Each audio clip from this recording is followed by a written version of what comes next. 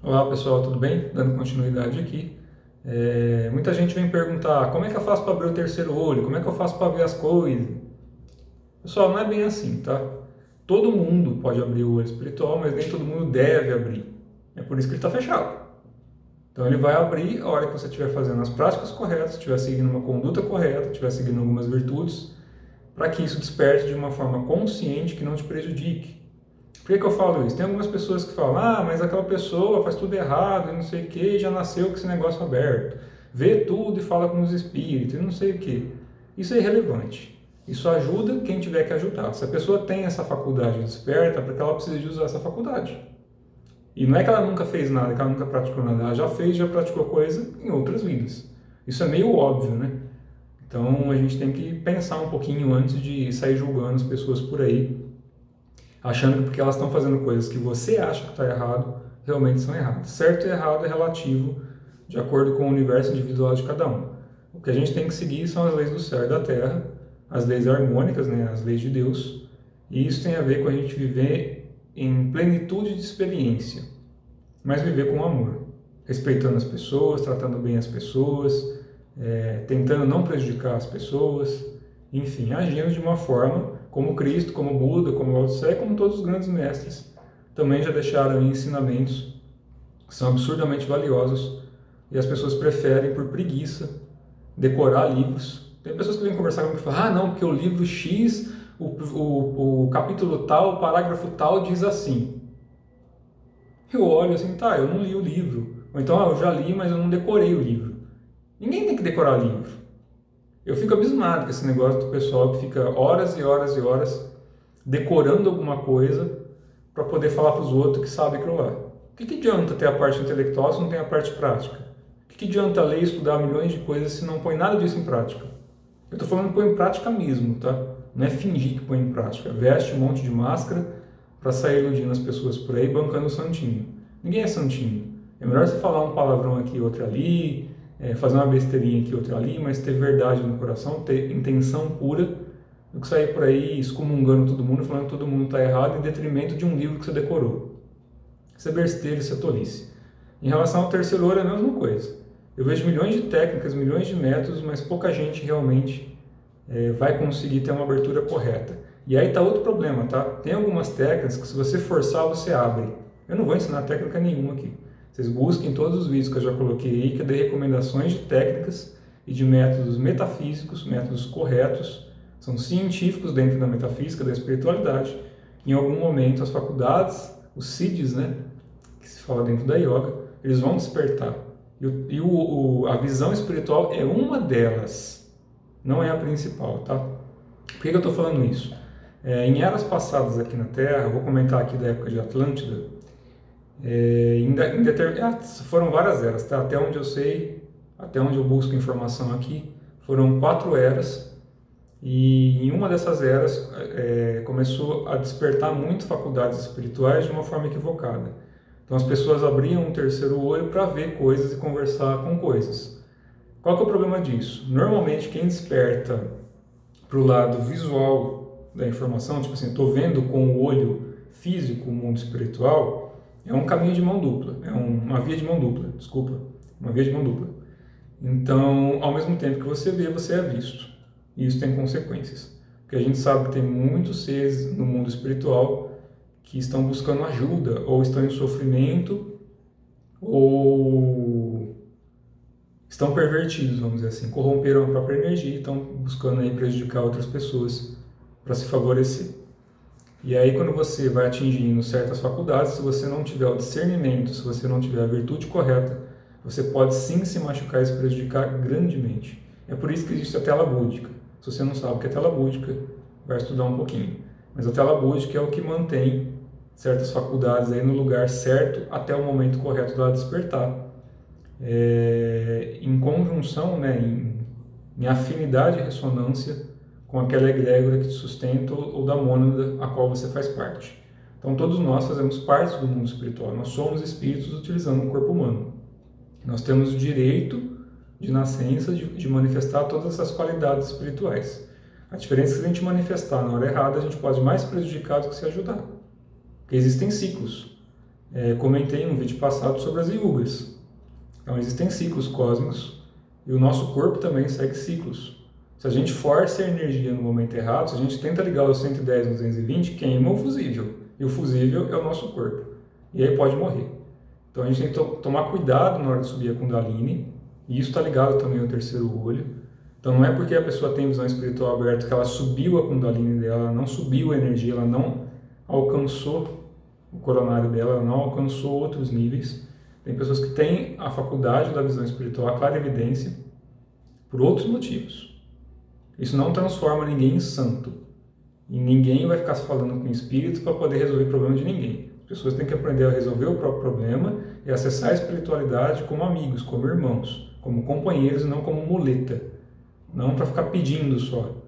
Ao mesmo tempo que a gente pede, a gente tem que aprender a agradecer. E a gratidão é um dos caminhos que levam realmente algumas faculdades a se manifestarem. E não a gratidão de ajoelhar no milho, de ficar lá agradecendo de forma robótica. É algo consciente, é algo de coração. Então eu estava comentando sobre a Atlântida. Então muita gente abriu essa faculdade e foi iludido e foi corrompido porque estava só com essa faculdade aberta. É por isso que em várias linhas que eu pratiquei e algumas que eu pratico até hoje em dia, normalmente a gente abre outras faculdades antes de tentar abrir o olho. Tem outras faculdades que são mais importantes, que tem a ver com o coração verdadeiro, que tem a ver com a clara visão, que não tem a ver simplesmente com o ver e enxergar, tem a ver mais com o sentir e com o perceber. É mais um processo, não sei se existe essa palavra de forma mais correta, mas mais uma telemetria do que qualquer outra coisa. A gente passa a ver de uma forma diferente. E a gente vê com várias partes do corpo, a gente não enxerga só com o olho físico, a gente enxerga de outras formas. Só que isso não pode ser mistificado. Isso não é uma coisa para a gente falar que, eu estou vendo, como se isso fosse a melhor coisa do mundo. É aí onde muita gente se estrepa. Que aparece de repente alguém lá vestido de capa roxa, todo reluzente, lindo e maravilhoso. Nossa, eu estou vendo um espírito lindo aqui, nossa, ele é tão luminoso. Lembrem-se daquilo que eu já expliquei em outros vídeos. No mundo astral, o corpo é plasmático, é ectoplasma. Então você consegue plasmar qualquer forma ali. Você pode plasmar um mestre lindo, cheio de lantejoula, cheio de purpurina, aparecer para a pessoa ali, sair falando para ela palavras lindas e maravilhosas e começa a utilizar a pessoa para aquilo que lhe convém. Infelizmente isso acontece muito, não é pouco não, tá? Quando a gente desperta o coração, isso não tem a ver com o coração físico e nem com o chakra. Isso tem a ver com a chama trina e o que está além da chama trina. Isso tem a ver com a conexão crística, búdica e mahatma. Isso tem a ver com a Suprema Trindade, que está além aí de outras coisinhas. Quando a gente desperta isso e abre essas outras faculdades, que tem a ver com a afinidade junto à espiritualidade, a espiritualidade vai ver se você tem já uma certa virtude ou uma certa conduta para poder ter isso aberto. Isso não é mérito ou demérito, não é porque você é bom ou porque você é ruim. É aquilo que eu já expliquei. É para não abrir na hora errada, você surtar e ter uma catarse, capotar e se bobear, dar um piripaque e morrer. É uma proteção. Então, quando você vai se desenvolvendo a partir das práticas, e você abre certas faculdades, você vai para ter uma visão clara a partir da sensibilidade, a partir da intuição e a partir de uma clarividência interna. Para aí sim, em determinado momento, a visão espiritual vai abrir, e aí o ser que aparecer ali do teu lado, na tua frente, em sonho, em outra dimensão, em realidade paralela, não importa onde, você não vai estar mais só vendo, você vai estar enxergando, não como a gente vê fisicamente, mas você vai estar enxergando a intenção pura daquele ser. Então, se ele estiver usando um corpinho ali que é lindo e maravilhoso, mas a essência dele não é aquela, você vai passar a sentir essa essência. E aí que está a chave mestra do negócio todo. Você vai passar a ter a percepção clara. Aí é onde entra a palavra, na minha percepção, eu posso estar errado, de ser claravidência. Vidência todo mundo tem, todo mundo vê, então se você vê, você é um vidente.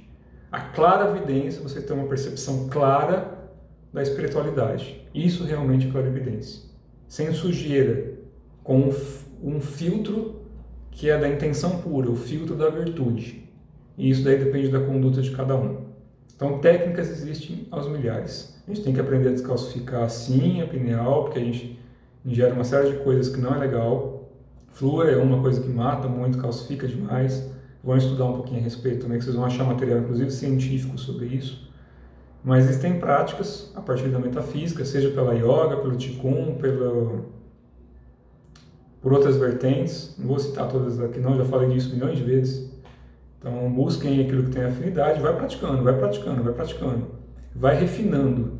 E prática, não estou falando malabarismo, tá? Não adianta fazer milhões de posturas, milhões de asanas, milhões de técnicas e continuar com pensamentos e com intenção que não é pura.